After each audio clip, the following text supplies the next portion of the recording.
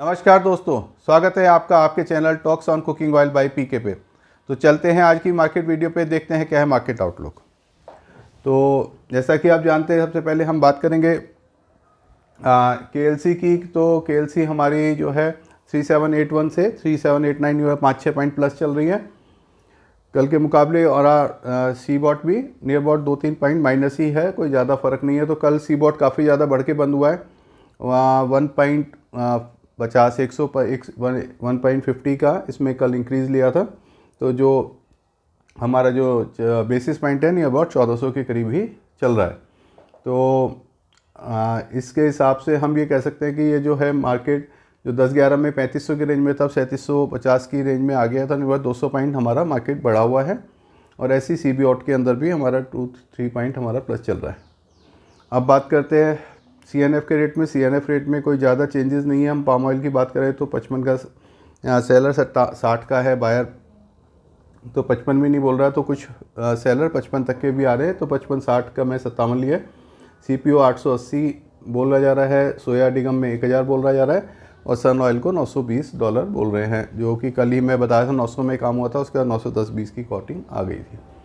अब बात करते हैं स्पॉट प्राइसेस के अंदर। तो 50 पैसे मस्टर्ड में बढ़ा के बोला जा रहा है, ₹1 सोया रिफाइंड में 89.5, RBD 82.5, 50 पैसे बढ़ा के बोला जा रहा है। सन रिफाइंड 89, ₹1.5 किलो बढ़ाया हुआ है, ₹1 कॉटन सी। तो 1 से ₹1.5 किलो की हम सब में कह सकते हैं। राइस ब्रांड भी तेज है, और ₹50 मस्टर्ड सीड में भी बढ़ा के बोले जा रहे हैं।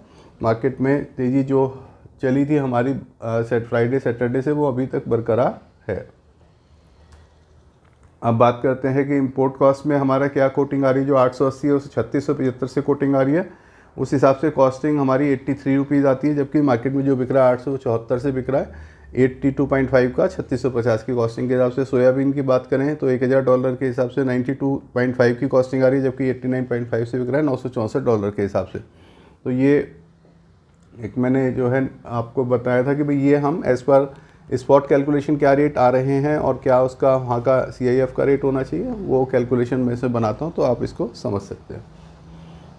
अब बात करते हैं पीछे के पामोलिन के रेट, जो हमारे और सोया रिफाइंड के और मुक्कट के कच्चे स्पॉट रेट के हिसाब से क्या कॉस्टिंग आ रही है। तो हमारा 15 kg टिन का रेट आ रहा है ₹1487, सोया रिफाइंड 1597, और मस्टर्ड कच्ची घानी का रेट आ रहा है ₹1844 लीटर। टीन पाउच और बॉटल के रेट आप यहाँ से देख सकते हैं। दिल्ली, यूपी, हरियाणा के रेट होते हैं। इसमें ₹2 किलो का हमने मार्जिन लिया हुआ है, जो कि ट्रॉले का होता है, और डिपो एक्सपेंसेस के, और उसमें ऑनवर्ड फ्रेट में ये खर्च हो जाता है।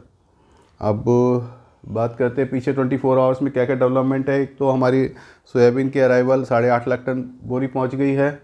8.5 लाख बोरी है ये, सॉरी बैग्स लिखा है, लैक्स लिखा है। 8.5 लाख बैग, 8.5 लाख बैग्स हैं, और मस्टर्ड की 4.5 लाख बैग्स हैं।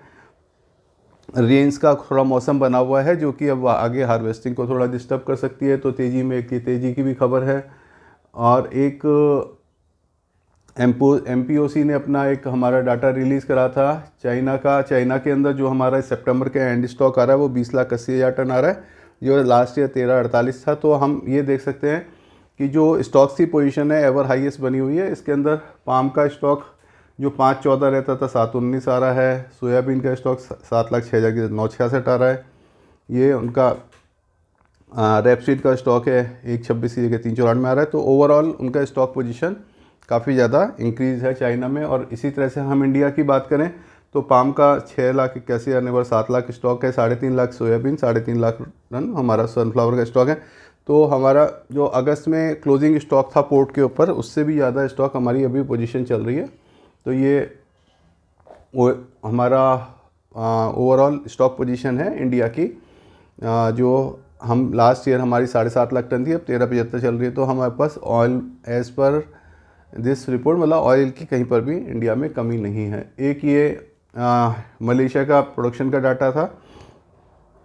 अभी हमारे इस साल सितंबर में 1830 जो एवर हाईएस्ट प्रोडक्शन थी इनकी। अगर पीछे हम 1.5-2 साल की बात करें तो, और एवर हाईएस्ट ही स्टॉक चल रहा है हमारा 23.13। मतलब अभी हम पीछे बात करें तो 23.18 था लास्ट ईयर सितंबर में, अब 23.13 है। तो खाली ये हमारा स्टॉक्स पोजीशन चल रही है हमारी मलेशिया के अंदर। ये मलेशिया का स्टॉक पोजीशन है, और ये एंड स्टॉक है। तो 1 महीने से भी ज़्यादा का स्टॉक वहाँ पे ऑलरेडी है। और ये जो हमारा पीक मंथ है, अभी अक्टूबर और पीक मंथ रहेगा, यहाँ पे 17-18 लाख टन करीब होगा। फिर नवंबर से यहाँ प्रोडक्शन डाउन हो जाती है। जैसे कि हम देखें तो यहाँ पे हमारी अक्टूबर में 18-13 हुई थी, फिर 16-80, फिर 16, और पिछले साल हमारी फिगर कम होती चली जाती है। तो ये हमारे वहाँ प्रोडक्शन के मंथ अगस्त, सितंबर और अक्टूबर रहते हैं, जहाँ पर भी सबसे ज़्यादा पीक प्रोडक्शन रहती है मलेशिया के अंदर। अब बात करते हैं हम अपना फेस्टिवल डिमांड जो है मार्केट में काफ़ी ज़्यादा दिखी जा रही है। जैसे हमारा होलसेल लेवल और रिटेल लेवल और प्लांट सब खाली थे, सब जगह से बाइंग आ रही है। तो अब हमारा जो बात करते थे हम, दशहरा, दुर्गा पूजा शुरू हो जाएगी, तो उसके अंदर डिमांड निकलेगी। तो वही डिमांड अब हमको नज़र आ रही है। रिटेल लेवल पे बाइंग है, कस्टमर की भी बाइंग है, तो उस हिसाब से होलसेल और प्लांट्स पे सब जगह, जो कि अभी 1 हफ्ता 10 दिन बनी रहने की उम्मीद है, क्योंकि हमारा सब टोटल मार्केट ड्राई था वहाँ पे। सोया सीड के अंदर भी स्टॉकिस्ट थोड़ा एक्टिव हो गया है, तो उनको जो है काफ़ी नीचे रेट कुछ मंडियों में आए थे, कोड हुए हैं, तो वो लोग अपना माल थोड़ा कैप्चर कर रहे हैं। उस वजह से भी प्लांट वालों को प्रॉपर माल नहीं मिल पा रहा है, और थोड़ा बहुत स्टॉक हमारा सोयाबीन का सीड स्टॉक में भी जा रहा है।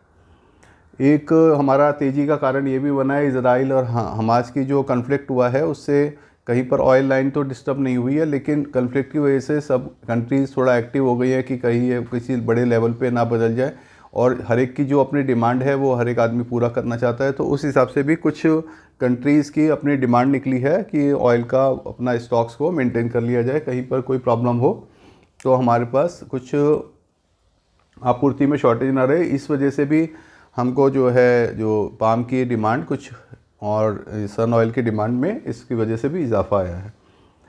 मलेशिया का रेफरेंस प्राइस जो है इन्होंने चेंज करा है नवंबर के लिए। अक्टूबर के अंदर जो हमारा 3710 चल रहा था वो 3556 कर दिया है। उससे डिफरेंस $3 का आएगा, ज़्यादा कोई बड़ा फ़र्क नहीं है, $3-4 या 200 रुपये टन 20-30 पैसे किलो का फ़र्क आएगा।